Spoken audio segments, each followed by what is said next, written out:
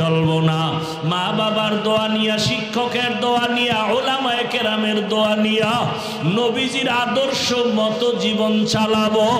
আল্লাহর কাছে বলিয়া যদি তওবার নিয়ত করতে পারো, আর জীবনে কোনোদিন গুনার কাছেও যাইবা না। তোমার মতো যুবকেরা স্কুল কলেজে পড়িয়াও নামাজ পড়ে, অভাব নাই। তোমার মতো কত যুবক চাকরি করে, র্যাব, আর্মি, পুলিশ, বিডিআরের নামাজ ছাড়ে না। বলো তুমি কেন পারো না?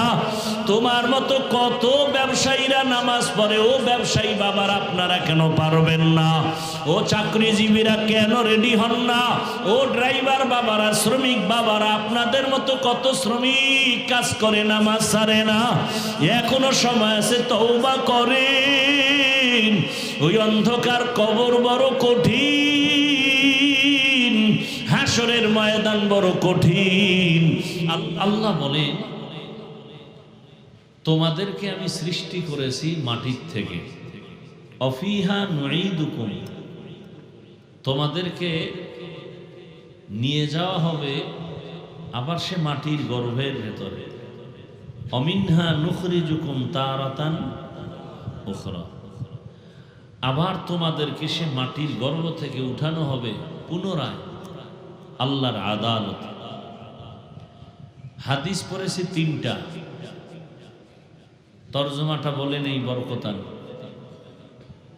নবীজি বলেন, হুব্বুদ দুনিয়া রাসু কুল্লি খাতিআ, দুনিয়ার ভালোবাসা, মহব্বত আর লোভ সমস্ত মানুষের জন্য ধ্বংসের কারণ।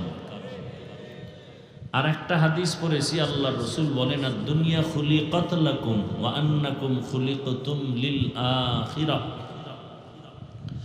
দুনিয়াটা তোমার আমার গোলামি করার জন্য আল্লাহ সৃষ্টি করেছেন, আর তোমাকে আমাকে আল্লাহ সৃষ্টি করেছেন তার গোলামির জন্য। আমাদের জন্য দুনিয়া আর আমরা আখিরাতের জন্য। আর একটা হাদিস পড়েছি, নবীজি বলেন, মান আহাব্বা দুনিয়াহু আযাররা বিআখিরাতিহি ওয়া মান আহাব্বা আখিরাতাহু আযাররা বিদুনিয়া ফাআসিরু মা ইয়াবকা আলা মা ইয়াফনা।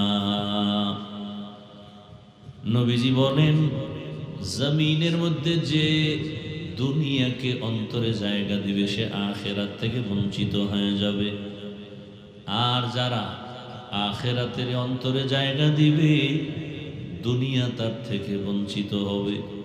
নবী বলেন, ফাআসিরু মা ইয়াবকা আলা মা ইয়াফনা, ক্ষণস্থায়ী দুনিয়ার মায়া ত্যাগ করে দেয়।